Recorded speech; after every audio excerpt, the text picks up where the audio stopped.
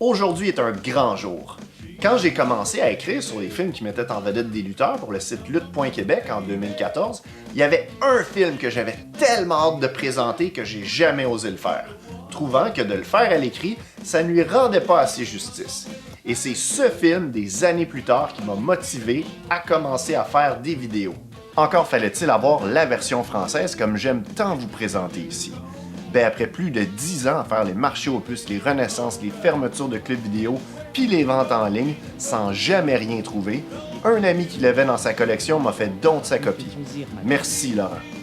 Donc sans plus attendre, pour votre plus grand plaisir et le mien, regardons ensemble Le Jour du Guerrier, alias Day of the Warrior, qui met en vedette le American male, Buff Bagwell. C'est mon jour, Ron. Le jour du guerrier. Le Jour du Guerrier est un film de 1996 du réalisateur Andy Sidaris, connu non pas pour du série B, mais du série triple B, pour Bullets, Bombs and Babes, ou en français on pourrait traduire ça par des bombes, des balles et des boules. Ça donne le ton. Vous êtes mieux de mettre vos petits cumerdeux en forme. Ah, le bon vieux logo de VVS. Vous rappelez-vous dans les années 90 quand dire qu'un film était distribué par VVS comment ça suffisait comme punch en soi pour dire que ça allait être de la marde? On le regarde-tu, ce film de toton-là? Eddie?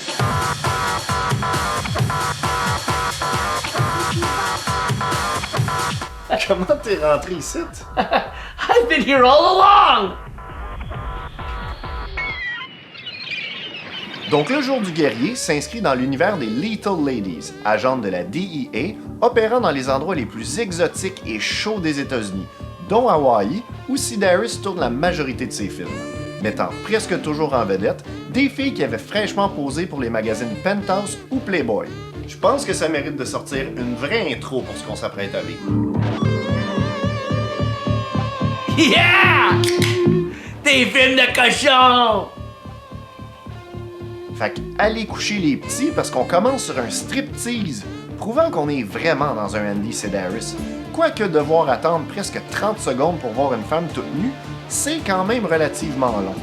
Shout-out spécial à la toune. Avec un sax qui nous transporte vraiment dans l'univers d'un club de danseuses. Je me demande d'ailleurs qui se cache en dessous du masque. It was me, Austin! It was me all along! Ted Pryor? Nice! Les amateurs de mauvais films le connaissent pour Deadly Prey, un des meilleurs nanars de tous les temps et copie très excentrique du premier Rambo. Ok, Buff Bagwell dans le rôle de Warrior. Je me demande s'il y a eu la permission de Jim Hellwig avant de faire ça. Je vous épargne le reste du striptease, même si j'avoue que j'ai un faible pour les petits ballons pas gonflés égaux au plafond. Je serai à toi seulement si tu m'appelles Voyons, c'est-tu doublé à Ottawa, ça? Cobra. J'espère que c'est juste elle. On est transporté au bureau des Lethal, Computer Section. Et effectivement, ça ressemble à des ordinateurs. Après avoir probablement cliqué sur un test Facebook de sa tante lui demandant quelle sorte de pudding elle serait, les serveurs de Lethal sont compromis et l'identité des agents sur le terrain menacée. Après une beaucoup trop longue marche sur une musique avec beaucoup trop de suspense... Ah ouais, yesti! Coupe à d'autres choses. On vient donner l'alerte rouge. Alerte rouge, chérie. Non, pas ta robe. Washington doit assurer Oh, notre financement. OK. Grosse réunion. Il y a un des deux qui a poursu le même mémo que l'autre pour le code vestimentaire. Il y avait un code vestimentaire! On fait la rencontre de Willow Black, la leader des Lethal, jouée par Julie Strain, une légende des films de série B. Je m'en occupe, commandant. Occupe. Un ordinateur très puissant de Washington a infiltré notre... Ah, très puissant. Avec presque 60 megs de RAM puis un disque dur de 2 gigs. Willow donne donc l'ordre d'aller contacter directement sur le terrain les espions concernés par le bris de sécurité pour les avertir que leur couverture d'agent double est menacée. Pendant que lui a visiblement de la misère à suivre, on le comprend, alors que chacun des agents enquête sur un aspect différent du criminel recherché, Warrior, joué par Buff Bagwell. Dans un premier temps, on a Doc Austin, quel nom, qui est sur le cas du trafic d'armes et d'œuvres d'art du guerrier. Ok, Doc, prends ton temps. Clairement, on a un garde qui est pas super intéressé d'être ici. Mais là, décide quel gun tu veux. Oh, ok, désolé de vous déranger pendant votre petite séance BDSM. Toujours les mêmes qui ont toutes. Doc sauve son contact après un coup de poing et une très grosse cascade directement dans un matelas. Parfait. La Jeep est dans le bois, va la chercher et amène-la ici. Ben voyons, qui double ça? Doc ramasse le matériel après avoir vraisemblablement fait 300 push-ups juste avant qu'on lui dise action, puis se débarrasse des deux Mexicains avec le genre de réplique qui inspire le président des États-Unis. Le Mexique est à 80 km par là. Commencez à marcher. Willow dicte ses ordres à Tiger pendant qu'elle se change. Of course. Joli vol, Major Ward. L'armée de l'air aurait besoin de plus de personnes comme vous. Pourquoi? Parce qu'il a pas crashé son avion? Puis on leur explique la mission. Notre mission est de trouver Doc Austin. Il faut qu'on le fasse sortir de la glace. Le faire sortir de la glace? Ça, c'est du langage d'espion. Bof. J'adore quand tu fais ça. C'est encore mieux qu'il y ait pensé. Aïe aïe, on dirait une imitation d'un Cubain fait par un douchebag sous dans un tout inclus. Des tableaux des grands maîtres européens. Doc ramène à Manuel son neveu, sauvé plus tôt, confirmant sa place dans l'organisation du guerrier. Ne crains rien, il te fait confiance. C'est une longue route, ma chère, jusqu'à Dallas. Tu feras tout pour me divertir. Ah ça, il y a 300 podcasts québécois sur la lutte, t'en as pour des jours. C'est l'heure de faire connaissance avec Guerrier, dans son local secret où il parque comme un esti de trou de cul, alors qu'il s'occupe de 2 agents fédéraux récemment découverts dans la cyberattaque. Dans un ring! Oui, parce que le personnage de Buff Bagwell est aussi un lutteur. Wow, le sucker punch! Après un pile driver fatal et un coup de gomme digne de Mortal Kombat, Buff nous explique son plan. Notre contact à Washington a réussi à pénétrer dans le système informatique de la force mortelle. Tout ce que tu dois savoir, c'est son nom de code. Monsieur Dur a parlé avec ses 2 nouveaux protégés. Monsieur Dur! C'est mon surnom aussi! Il va lui falloir 2 tueurs à gages pour les agents doubles de Las Vegas qui posent en acteurs porno.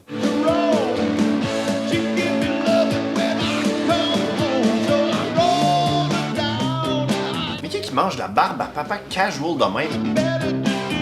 Tu t'es-tu arrêté au parc d'amusement juste pour acheter ça?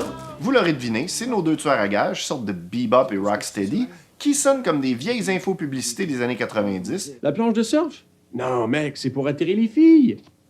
dont lui, qui réussit à ressembler à un mélange entre Matt et Jeff Hardy en même temps, qui ont aussi une gimmick d'investisseurs à leurs heures. JM est descendu de 4,5 points. On est de mauvais investisseurs. D'ailleurs, si je peux vous conseiller d'investir dans les Beanie Babies, AOL, le film Pluto Nash, le dollar canadien et la WCW. Tu les as trouvés où, ces nanas? Sur Do You Look Good. Je disais à Chess qui est là que vous êtes des diplômés de Stanford. Oh. Et alors, c'est quoi votre moyenne? 38, 24, 34. Non, pas tes mensurations, la moyenne de tes notes. Oh! Dans ce sens-là. On boit, on bouffe, on vient ici, et puis on va jouer au Twister. Je sens que je vais m'en vouloir demain. Ouais, moi aussi, je suis plus un gars de serpent et échelle. Oh! Dans ce sens-là. On retrouve Cobra, la stripteaseuse sous couvert, à Beverly Hills, en route pour aller chercher des diamants pour Buff. Ce sont 12 diamants non polis de Russie. Fait que quand t'as des motifs de cougar, c'est parce que t'es une cougar. Quand t'as des motifs de vache, Il est probable que quelqu'un surveille vos mouvements. bonne chose que c'est le genre de fille qui passe complètement inaperçue dans la vie de tous les jours. My God, que ce gars-là a l'air surpris de se voir dans un film. On dirait Olivier Primo qui vient de négocier pour vendre sa poutine congelée chez Couche-Tard. Ce fut aussi un plaisir de travailler avec vous. Pendant ce temps, Willow se rend à Las Vegas avertir les agents qu'ils sont compromis, à travers des shots aériennes d'endroits beaucoup trop chers pour espérer tourner un film aussi cassé.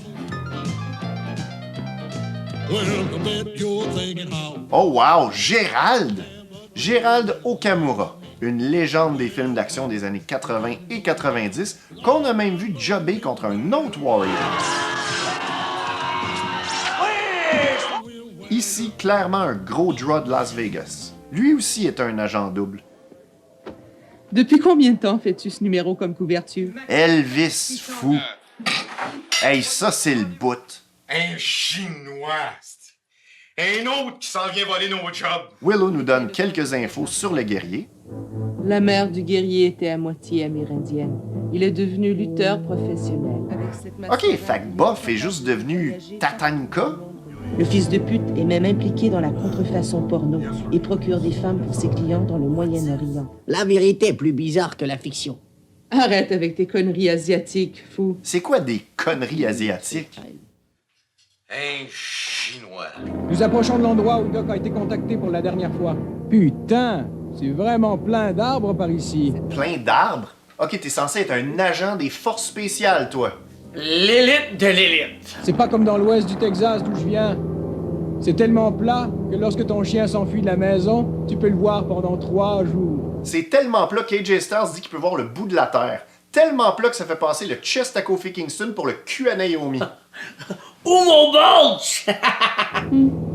Ça, c'est plat. Après cette bite de stand-up, on retrouve le très plat Buff. Quand Disque Dur vous a recommandé, il a mentionné que vous aviez un certain sens de l'absurde. Comme ton chandail, qui donne leur mission à nos 2 gars. Vous allez prendre le prochain avion pour Vegas. Vos ordres sont là-dedans. Je te suis. C'est ça, tu me suis. De retour à Dallas, Manuel reçoit un fax, probablement parce qu'il travaille dans le système de santé du Québec. Alors que sa blonde Kim, une ancienne American Gladiator, a une feud avec un hibou. Ta gueule!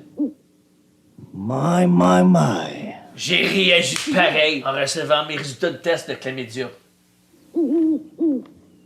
J'ai dit ta gueule! Le fax lui révèle que Doc est en fait un agent double. Pointe explosive, n'est-ce pas? Tout ce que je touche finit par exploser. Bon ben, touche pas à la pointe de bord! Si j'essayais. Oh, dans ce sens-là! Je dois enlever quelque chose de sur ma poitrine. Enlever quoi? Un micro caché? Quoi? Quoi, ça? Oh! Shark et Scorpion sont dans leur luxueux Motel 8 à attendre leur booking de porn. J'ai fourré souvent dans le motel 8. Si j'étais toi, j'utiliserais pas la machine à café dans la chambre. On vient vous chercher. On a plein de trucs. Mais c'est quoi cette danse-là? Tant que tu répètes pas ça dans votre film. Yeah! Willow et Elvis, eux, se préparent à parler à leur contact de Washington quand... Ouch! C'est ça qu'Édouard Carpentier appelait un coup de boule? Et qui revient avec un coup de boule! Elle contacte Cobra à Beverly Hills, ce qui ruine son... cover. Elle abat le gars qui ressemble à Olivier Primo, qui meurt de façon tellement épique qu'il faut absolument le montrer 3 fois. Cobra, tu peux pas t'en aller comme ça. Fais-nous un petit one-liner, là, comme dans un film d'action. Merde, mon nettoyeur de piscine va être fâché. Note de passage. J'espère qu'il bloquera pas mon filtre. De son côté, Doc Austin, avec son petit look Little Nate, est repéré et fait prisonnier. Hey, y en a qui payent pour ça! Il est sauvé par Tiger avant de nous montrer son kung-fu de style enfant de 6 ans qui joue à la bataille. Allez, Kim, monte dans la voiture. Ben oui, mais ouvre-y la porte avant. Ouais! Ouais! Des boyaux partout! Crevé. Non. Les 4 agents sur cette mission sont en alerte rouge. Ça fait vraiment suer. Suer? Coudon, la mère du doubleur, es-tu dans la pièce à côté puis il a pas le droit de sacrer? Shark et Scorpion, eux, arrivent au tournage porno avec une caméra cachée dans leur nouveau Apple iSushi. On va faire un sacré film. Oui, à date, c'est quelque chose. Ah, cool, on va voir la scène complète d'un toit rétractable. Tu sais, pour ceux qui ont jamais vu ça. Oh, cool, hein? Ah, vous pouviez pas vous payer une perche, les boys? Si vous vous demandiez dans quelles conditions les doubleurs ont fait pour doubler ce chef-d'œuvre, ça ressemble à ça. Oh chérie, oui, oh, c'est si bon. Ouais, j'ai vu des milliers de tournages porno dans ma vie, puis eux seraient même pas dans les pires. Non, par ici. Ils font des copies de tous les films existants. Incroyable, cette arnaque vaut des millions. Ah, ce bon vieux temps où copier des cassettes VHS valait son pesant d'or. Surtout avec un beau top loader de 1978. Oh, pas les meilleurs souliers pour courir dans le gazon, ça? Vous avez toute mon admiration, mesdemoiselles. Tiens, je l'ai dit! Après ce qui est probablement la pire fusillade de tous les temps. Ah! C'est super! Je peux le faire! Je suis le roi du monde mort! On retrouve les deux vrais réalisateurs de porn. Ils nous ont attachés et nous ont lancé une douzaine d'hamburgers. Ouais, extra ketchup. Extra ketchup! Des animaux. Puis il faut sûrement qu'ils aillent chier au plus vite. Ouais, c'est vrai, ça. mourir d'une indigestion. Ouais. Tous les personnages vont maintenant trianguler vers Dallas, juste après que Tyler va essayer de sortir de sa Ferrari en cachant son érection. Je sais pas comment il a fait, là. Je suis bandé, moi! Ils rejoignent Cobra, qui prenait sa douche en bikini. J'imagine que les deux autres peuvent juste attendre dehors le temps qu'ils fassent leur petit business sur de la musique digne de Donkey Kong Country. Vous espèces de connards, vous avez assommé Pete et Charlie à mon studio. Ah, on leur a dit qui on était, mais ils nous ont fait chier. Tu veux dire suer. Tu connais ton rôle? Connais ton rôle? And shut your mouth! Ma chère.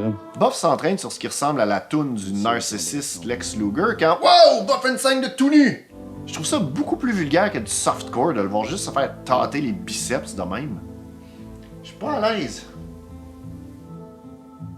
Ah, il faut pas que quelqu'un l'approche avec une chandelle. J'ai peur qu'il pogne en feu avec toute cette huile-là. Ça va, on doit tous se ressaisir. Merci de nous ramener à l'ordre. Je me demande si ce n'est pas plutôt toi le putain de traître. Moi? Qu'est-ce que t'as reçu? Si c'est le même fraudeur que l'employé de Desjardins qui a volé nos données, des cartes cadeaux du Saint-Hubert. 30 pauvres billets. Le guerrier a évidemment un bureau d'ordinateur central dans cette ville. Il fréquente les galeries d'art, donne aux charités. Oh, tu fréquentes les galeries d'art, toi? Right. Willow, on a une montagne de paperasse à réviser.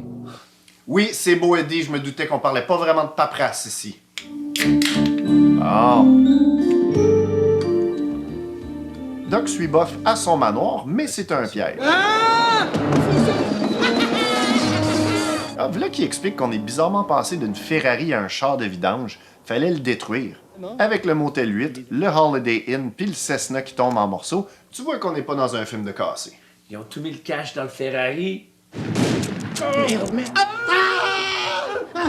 Ah, 2 minutes pour cabotinage, les gars. Il y a un supermarché à quelques kilomètres d'ici sur la route.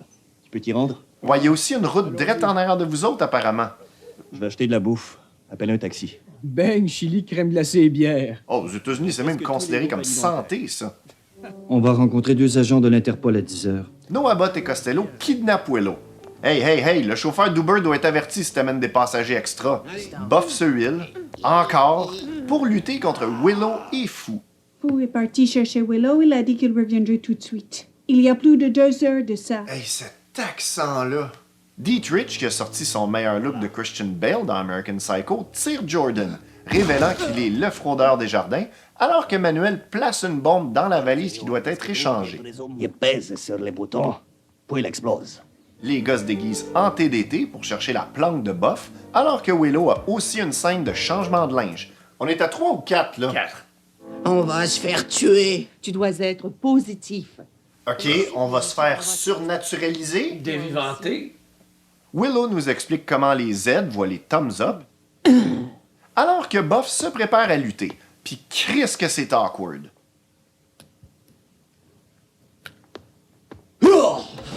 Jordan, qui a survécu, stoule Dietrich. Allez, viens, ma belle. Allez. Pendant ce temps, c'est l'heure d'un handicap match pour Buff.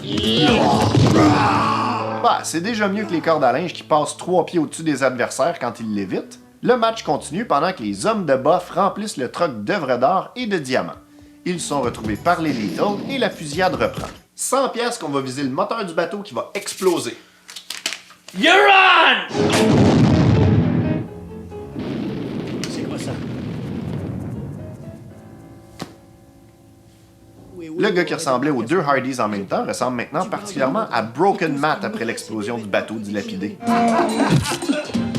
Wow! Elle a les boules comme une tête d'un Samoan! fait le coup de Benjamin Toll, mais Buff vend pas et continue de faire des pauses plastiques après chaque coup.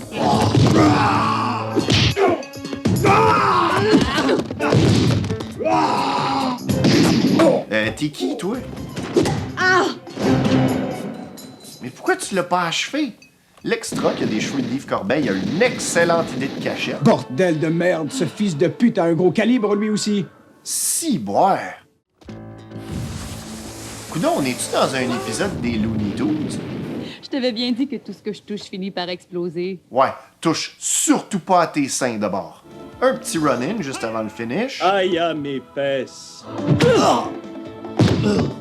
Buff est arrêté, puis on se rend au casino qui coûtait le moins cher à tourner dedans pour la typique célébration de fin de film d'Andy Sedaris. Bonne bouffe, bonne compagnie. Bon prix, bonne réputation. Morse. Bon sexe. Oui, merci Willow, on avait compris. Moi, j'ai pas compris. Hé, je trinque à ça! On trinque tous à ça. Gérald nous renvoie ensuite à la maison avec une petite toune. Et c'était le jour du guerrier. Je ne peux que vous recommander très chaudement de vous intéresser à la filmographie d'Andy Sedaris. Des films rapides d'environ 1h35 la shot, formatés pour un 2 heures de télévision de fin de soirée de l'époque, avec la gimmick de toujours utiliser des filles fraîchement sorties des pages de Penthouse et de Playboy. C'est très intéressant. On s'ennuie jamais, les femmes sont belles, il y a de l'action, des chars, des moments vraiment bizarres. En particulier, je vous dirais que High Ticket to Hawaii, c'est son chef-d'œuvre. Voté comme le meilleur film de série B jamais produit, en le voyant, c'est difficile de s'y opposer. Son œuvre est réunie sur un beau coffret de 12 films. À l'époque, il coûtait moins de 20$, mais il est un peu plus difficile à trouver de nos jours. Sinon, ils sont tous sortis en Blu-ray. Les plus connus étant Hard Ticket et Savage Beach. Anciennement réalisateur de sport à la télé, il prend le crédit pour l'invention du honey shot, quand la caméra décide d'aller filmer des belles filles dans la foule durant les temps morts. Il existe une suite au Jour du guerrier, Return to Savage Beach, elle aussi avec Bob Bagwell, mais à ma connaissance, il n'en existe aucune version française. Et comme vous avez pu le constater, la version française de celui-là est assez incroyable. Fais des voix. Oh, chérie! Sedaris est mort en 2007 à l'âge de 76 ans. Dans son éloge posthume, il a avoué qu'il aurait aimé travailler plus avec Bob Bagwell, features an incredibly strong, very handsome young man by the name of Marcus Buff Bagwell, qui s'était dédié à son rôle comme personne, réécrivant même une version alternative de 3 heures du scénario pour avoir plus de scènes à jouer en tant que guerrier. Le monde sera mien. Il aurait aussi soumis plusieurs autres idées de films à Andy Sedaris qui n'ont jamais pu se concrétiser. Mathieu, as-tu vu mes pantalons? En dehors de sa run principale à la lutte, qui aura duré de 1990 à 2001 avec le rachat de la WCW par la WWE, Buff n'aura joué que dans 3 films. Après la lutte, sa déchéance a fait l'objet d'un épisode assez rocambolesque de la série Dark Side of the Ring, où on en apprend plus sur son passé de gigolo, ainsi que son éventuelle rédemption des drogues et alcool. Lâcheur!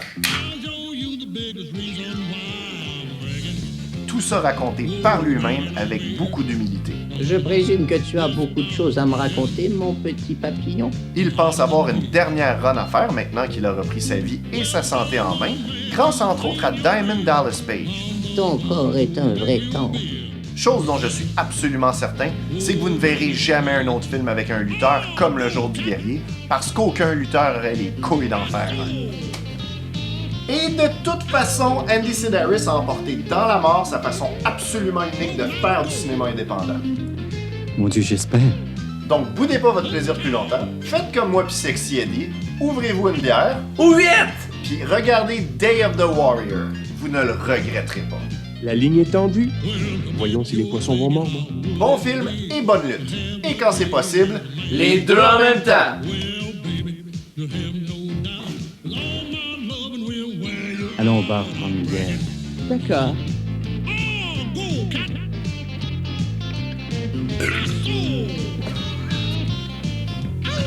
Ah ouais, il smell it.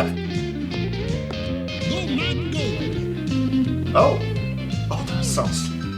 Il y avait un code vestimentaire! Ah! Alors que Willow a aussi une scène de changement de linge. On est à 3 ou 4, là? 4. On est à 3 ou 4, là? 4. On est à 3 ou 4, là? 4. 4. 4. 4. Ok, sorry. On est à 3 ou 4, là? 4. On est à 3 ou 4, là? 4. 4. On est à 3 ou 4, là? 4. I don't know why I yelled at you.